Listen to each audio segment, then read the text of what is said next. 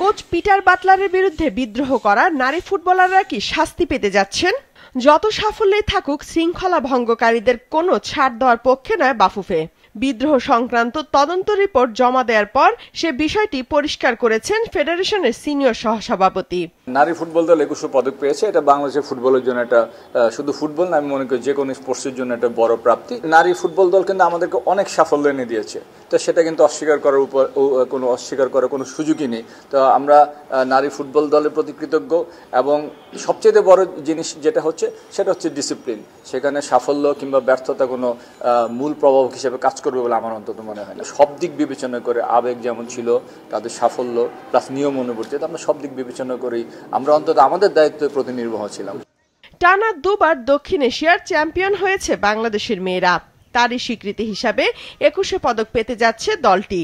কিন্তু এই বিষয়টিও যে বাফুফের সিদ্ধান্তে কোনো প্রভাব ফেলবে না, সেটিও নিশ্চিত করা হয়েছে। সম্প্রতি কোচ পিটার বাটলারের বিরুদ্ধে বিভিন্ন অভিযোগ তুলে 18 জন ফুটবলার জানিয়েছেন পিটার বাটলার কোচ থাকলে তারা খেলবেন না। বাফুফের ক্যাম্পে থেকেও ওই খেলোয়াড়রা অংশ নিচ্ছেন না অনুশীলনে।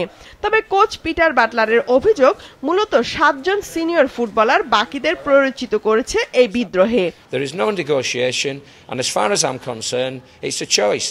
Either they stay or I stay. Simple as that. ওই 7 জনই অনুশীলন বর্জন সহ এমন অচল অবস্থা তৈরির জন্য দায়ী।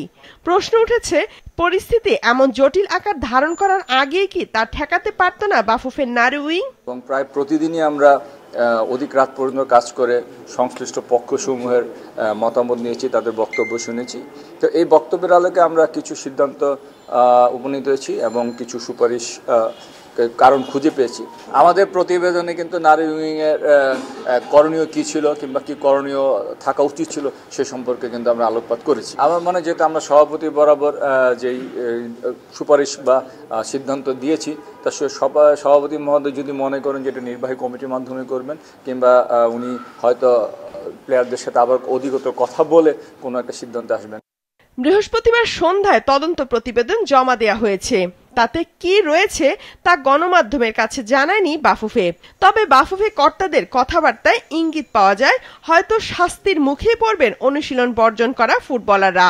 বিশেষ করে সিনিয়র 7 ফুটবলারকে হয়তো কোনো ছাড় দেওয়া হবে না।